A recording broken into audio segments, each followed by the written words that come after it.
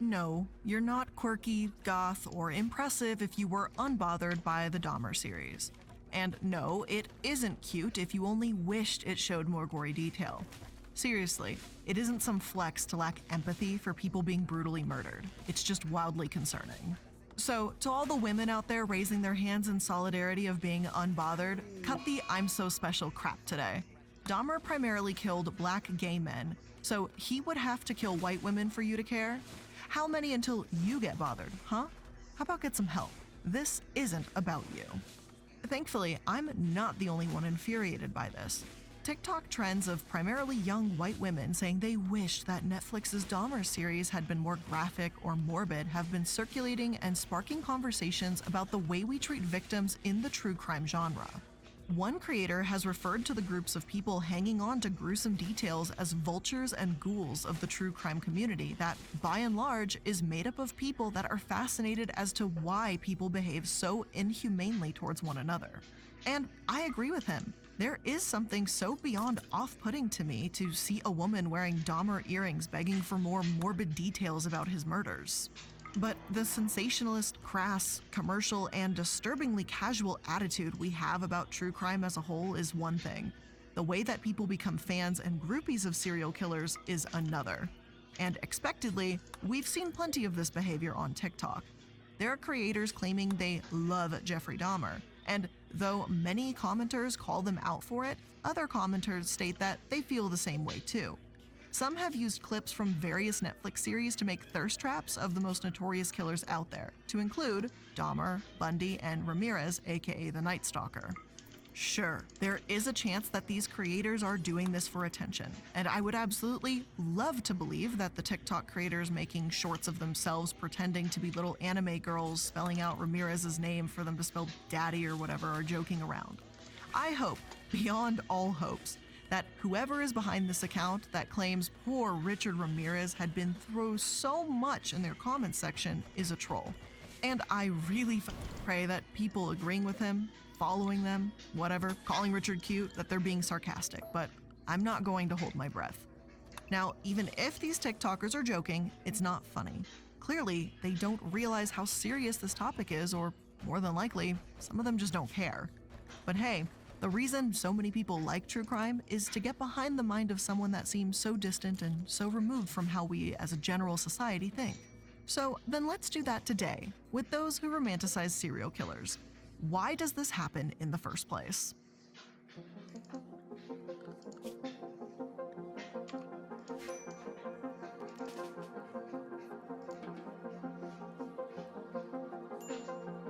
Now, words can't really express the posts I found and how upsetting they are. To start with, I found, this was shocking to me, so this is going to be shocking to you, I assume. I found a Robert Pickton fan account on Tumblr called Pickton's Babe, where one of the posts reads as follows. Robert Willie Pickton is so underrated in the TCC in my opinion. He is very handsome to me. I want to write letters to him, with a little heart emoji. TCC, I assume, stands for True Crime Community. Now, Robert Pickton has actually been mentioned on this channel before, where I've discussed the Highway of Tears in Canada. He killed over 26 women on his pig farm, and he's a brutal, disgusting monster, and this Tumblr user wants to send him little love letters. That was one of the first accounts I found, but there are many, many more where that came from. And it gets more disturbing and violent very quickly. Another account that goes by Nishi, they claim to be an 18-year-old woman. See, this is why I fear being like Dahmer. Not because of what I might do, because I have great self-control. I know that. I'm not dead of an overdose of any type of medicine I have gotten, so that's a good deal. But I'm afraid of the people I might attract. The people who get fascinated with my brain. Woman, and she has consistently posted about Eric Harris, one of the participants of Columbine. And though he's a mass shooter and not a serial killer, though I think the two can be correlated quite easily, a lot of the fangirling and That's why I'm saying that the government owns my brain right now, because guess what? You cannot pick at it yourself. You cannot start grabbing at it yourself. You cannot start Alright? I will die naturally, then you'll get to see what the fuck is going on. If you want to know, become a robot. I don't know what to tell you. Work for me and become a robot. That sounds like a good deal. And affection is quite similar in this domain too. While a lot of this Tumblr account is dedicated to him, his bio calling him cute, there's also straight up disturbing imagery related to killers and murderers too. There are photos of characters hanging themselves, anime girls saying they want to write letters in blood, wounds, violence, all of that crap. Other accounts in this community, this next one seemingly obsessed with Richard Ramirez, also have similar themes in their violent posts. A lot of them might seem like cringy, I'm 14 and this is deep content on the surface with edgy black and white aesthetic gifs, but it's the continuous love for such a dangerous murderer that pushes this into concerning territory. Sue Cotton Candy, though you might not guess with that username, is a Jeffrey Dahmer fan account that even gives followers tips on how to kinshift or mentally connect with Dahmer. They literally tell their audience that since you can't eat human flesh to connect with him, you should try to eat raw meat instead. The bloodier the better. While this person is interested in being close to Dahmer, others act like they're interested in worshiping killers, praising what they've done. An account called Free the Maniacs has fan art of murderer Igor Sanrupyuk, a Ukrainian serial killer, and says that the only religion they're interested in is worshiping him. And as you can tell, there are obviously levels of extremes here, from calling serial killers cute, adorable, and pretty to sexualizing and even wanting to worship them. There are some Tumblr users that seem self-aware they have a problem and claim that their interest in criminals has bled into real life, with them dating people who have threatened their lives. But a lot of the accounts I came across, and it's a disturbing amount really, don't really see this as an issue. I'm sure that at a glance, it might be easy to look at the posts and say, oh, these are just angsty, emotional teenagers venting.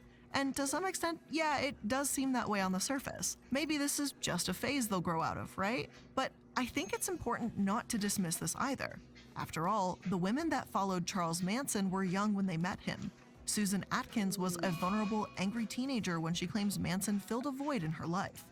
Plus, many of the killers being praised in these Tumblr posts prey on young women. So if those same women or girls are actively seeking out dangerous relationships, well then you might be able to connect the dots as to why this may not be a good thing.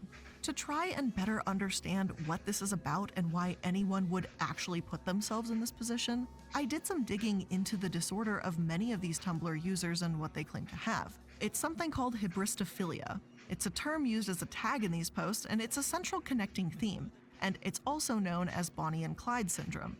Hybristophilia is defined as a, quote, sexual paraphernalia in which an individual derives sexual arousal and pleasure from having a sexual partner who is known to have committed an outrage or crime, such as rape, murder, or armed robbery. But why? Why would anyone behave this way? It sounds so ridiculous to us on the outside looking in, but there are a few commonalities. For the most part, yeah, teenagers and young women with low self-esteem or a history of abuse are more vulnerable to becoming a hybristophile. Corey Vitello, an author on the topic, says that this isn't always the case. Many women may want to sublimate their violent tendencies by collaborating with a partner. There are plenty of other elements psychologists have speculated on. Maybe it's biological and based on a desire to have something forbidden or the biggest, loudest partner. It's possible that all these things play a role, really. Though, in my personal opinion, it does feel like insecure teens and young adults make up a majority of these posts, so maybe that says something too. Plus, as we've seen, there are different levels to this condition. Some women send letters to a serial killer believing that they can fix them, while others with an aggressive form of hybristophilia may want to join in and participate in the crimes themselves. A lot more research on this disorder is obviously needed, but it's clear that this has existed long before the internet in different forms. It's not as if Tumblr created it, even if it's become a popular corner online for people to talk about these fantasies. But is this disorder an excuse for the disturbing romanticization of serial killers? And what real harm is being done here?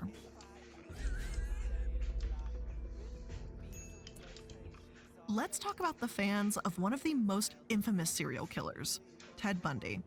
A few years back, when Zac Efron played him in the Netflix series Extremely Wicked, Shockingly Evil and Vile, people felt uncomfortable.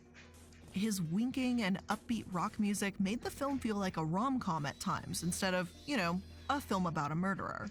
Vanity Fair's chief critic Richard Lawson wrote that Efron's magnetism was, quote, a triumph of sorts for Efron, but it's also a bit of a problem, a further indictment of our serial killer sick culture that the film, directed by documentarian Joe Berlinger, doesn't reckon with enough. Director Berlinger insists that this is because Ted Bundy was charismatic. That's how he lured so many to their deaths.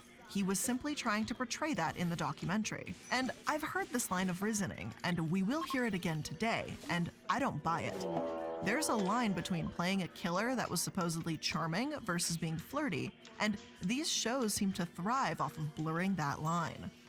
According to Palatinate, the 2019 movie about Bundy was sexually charged, a tone that juxtaposes the horrific nature of his crimes. Alright, so my city would be more militarized, basically, but with people carrying their own arms. Like it'd be more of a militia-like state where everybody knows everyone, because it started as a colony on the moon. And since there's going to be different colonies put up by different companies, there's going to be problems between them. So for now, let's just pretend like this is a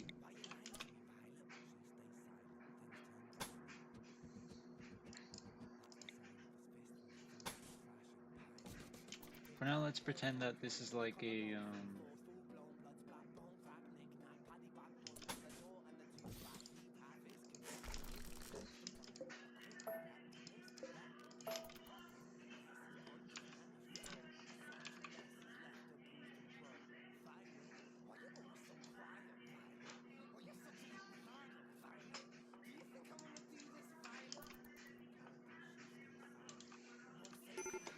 Shortly after the film's release, girls. So basically we have a sniper here, a officer here, a knight here, and I guess another officer. Well, I guess this guy's a hunter, so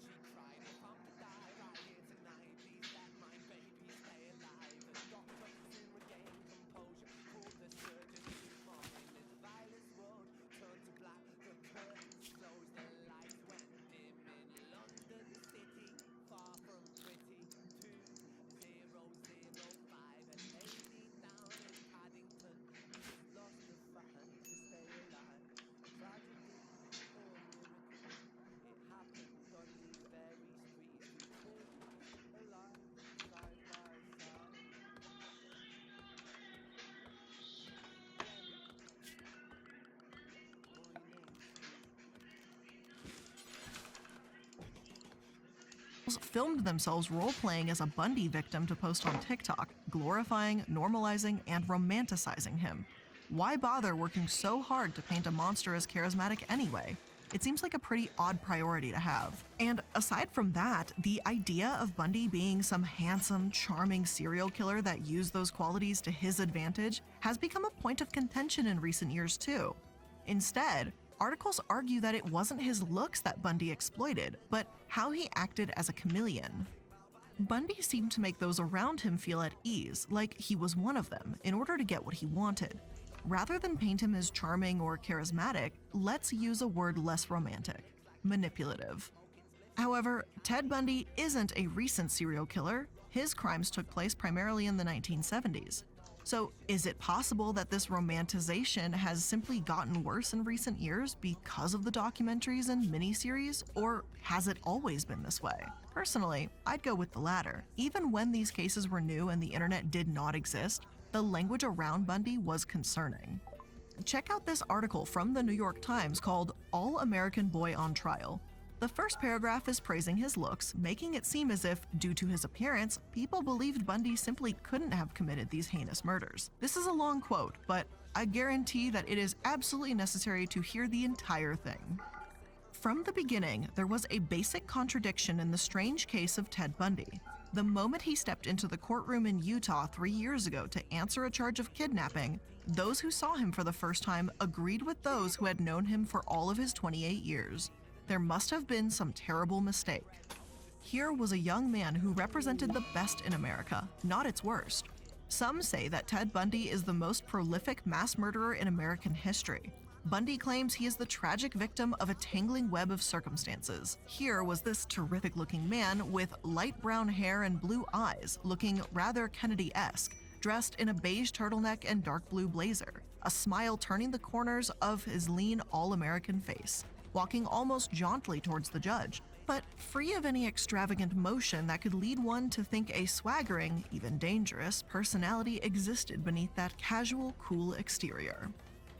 And I know that is a lengthy quote, believe me, but to open your article by saying how a serial killer seems to represent the best in America because of his appearance, because he's got brown hair and blue eyes, I mean, I had to read all of it so you could also hear this, in this paragraph's entirety, just how ridiculous it was to write something like this. It's beyond disrespectful and tactless. I'm not sure I've got words to really put together for it. At least when we're talking about Ted Bundy's fans, they're individuals that need some serious help in addressing their own issues. When it comes to the New York Times, I'm not so sure what their excuse is. But speaking of Ted Bundy's fans, let's take a look at how they behaved when their love interest went to trial because it was an absolute train wreck. During the trial, not only did Bundy's groupies show up in support, but some of them literally dressed up to take on the appearance of his victims. As in, they parted their hair down the middle, wore hoop earrings, dyed their hair brown to match the hair color of the women he murdered. And I wish I was fucking joking, but I'm not. For those that couldn't make it in to support Bundy, they sent fan mail and even nude photographs, desperate to hear back from him. And apparently it worked, at least for Carol Ann Boone. Carol, one of his biggest fans, took the stand during Bundy's trial. Bundy, representing himself, asked her if she wanted to marry him.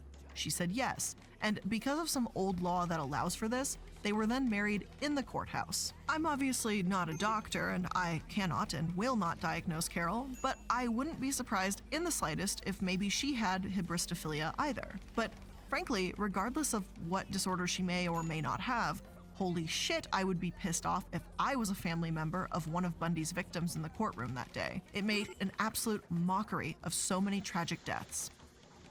The parents of Ted Bundy's victims have spoken out about his execution in the past, saying that he paid for what he did and they viewed him as a cancer that had to be removed. Dean Kent, the father of 17-year-old Deborah Kent, said that he believed he'd carry his bitterness with him to his grave. Many of these families lost loved ones way too soon.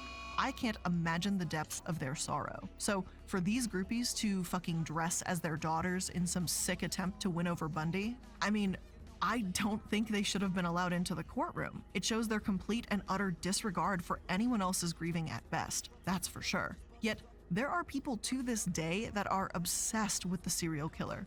They've even put his name on panties and other merch and made fan accounts, but Ted Bundy is by no means the only one receiving this level of attention.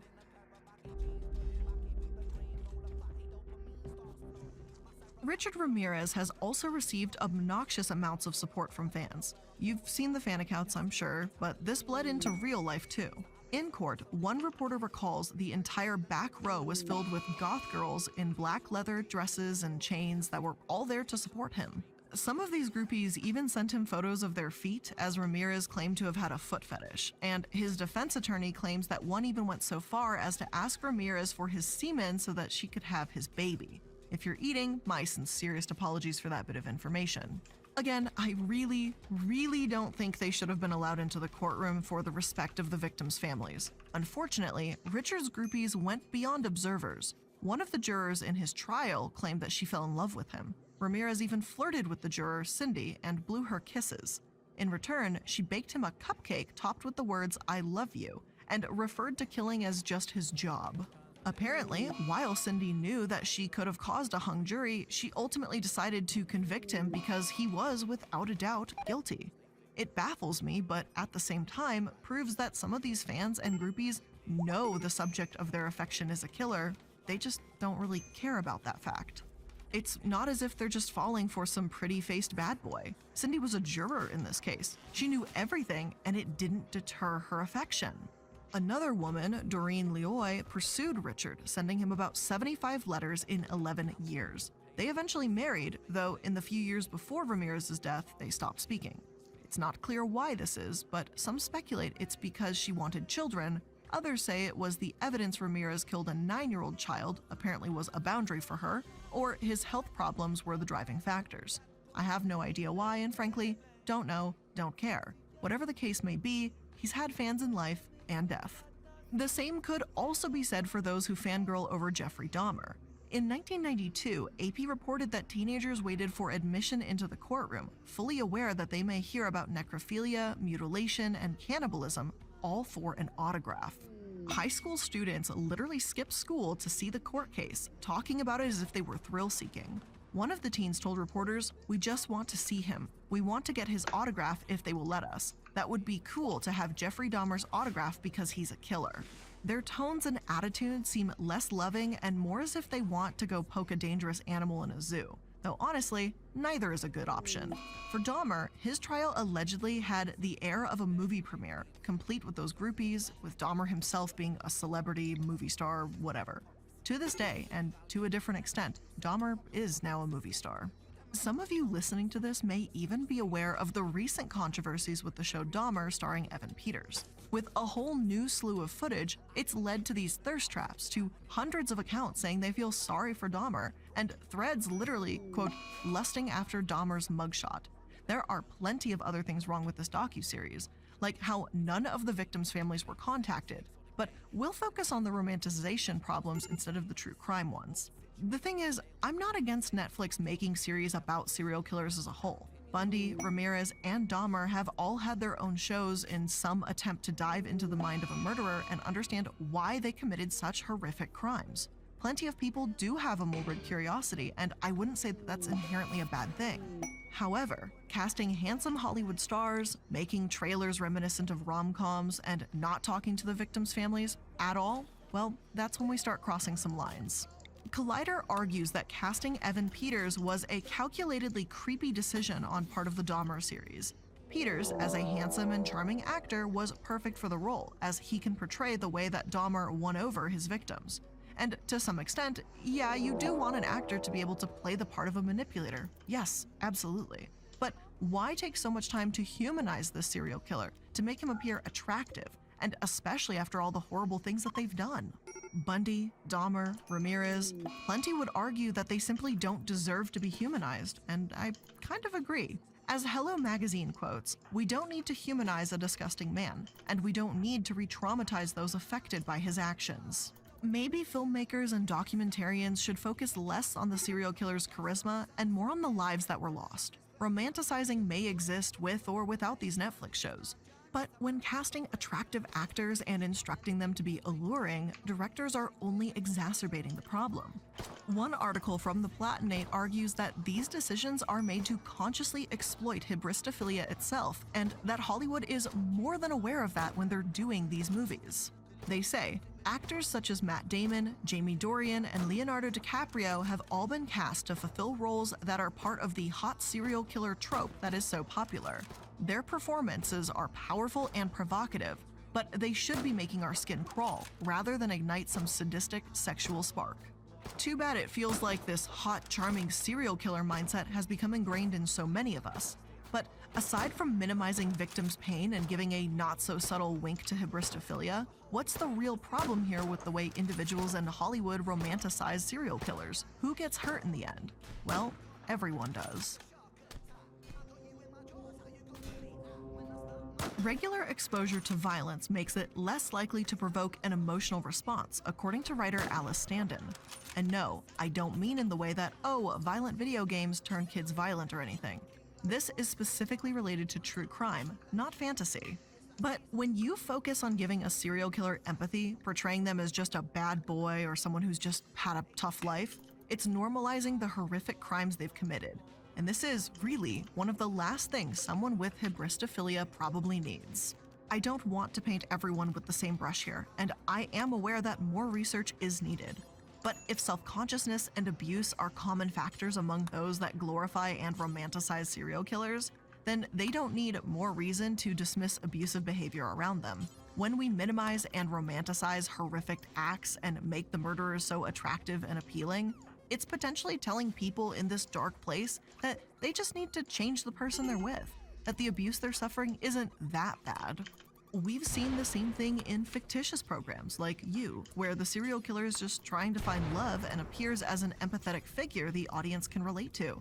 Like, I'm sorry, but if you find yourself relating to and wanting to be with an actual serial killer, then please look inward and seek help. Raise your own standards, for God's sake. It's normal to be empathetic, to want to help someone who is so clearly hurting and lost. But empathy for killers can lead to justifying their actions and to explaining them away. And frankly, it's not anyone's place to try and justify what a serial killer has done. That robs victims and their families of their voices, of their grief. And when a fan says, oh, Bundy didn't mean to kill or he just couldn't help it, it's wrong. And it takes away the voices that were taken away by those serial killers. What about those people? They don't have lives anymore. They can't speak anymore. They can't have a future. They can't have a family. They can't have a fulfilling career or life because it was taken from them. And then to romanticize these people to the point of going, well, they just didn't mean it. That's wrong. Wrong, wrong, wrong. Seriously, serial killers should not be relatable. And yes, I understand that many in true crime are fascinated by how and why extremely violent people act the way they do. That's one thing. But let's not humanize these inhuman monsters to the point where they're making fucking thirst traps either. Like, I can't believe that's a sentence I had to say. Can we not make thirst traps about serial killers? Is that an okay thing, society-wise, that we can agree on? Stop doing this shit. But with all of that being said, that is where I'm going to end today's episode of Dark Dives. I hope you learned something new here today, and if you did, make sure that you're liking, following, and subscribing to stay up to date on all the latest episodes. And to everyone who made it towards the end, sorry if I'm a little opinionated at the end. It just is something that absolutely drives me mad to see this happening. I just wonder how disconnected someone has to be to make thirst traps for Jeffrey Dahmer or Ted Bundy or whoever the hell. Like, it blows my mind in all the wrong ways. So thanks so much for making it to the end of the episode. I appreciate it, and I'll see you in the next one. Bye.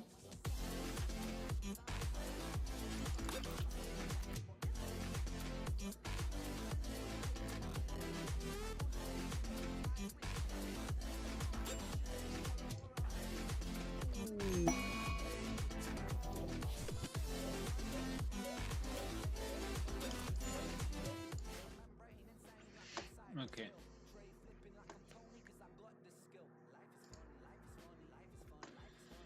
Alright, that was a good ending.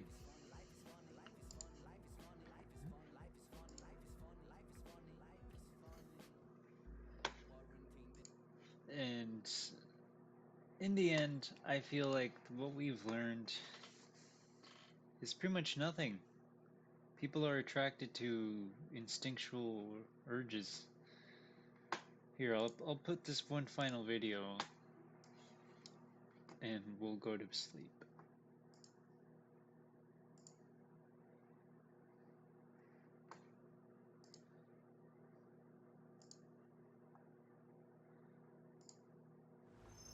A lot of things can be beautiful.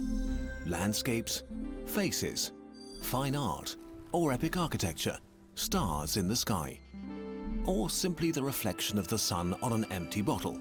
Beauty is nothing tangible, it only exists in our heads as a pleasant feeling. So next time we will be discussing beauty and what it means to be attracted to something. Because truly a magnificent thing it is to get attracted to something. to someone. It's magical almost. Anyways, I will talk to you all later.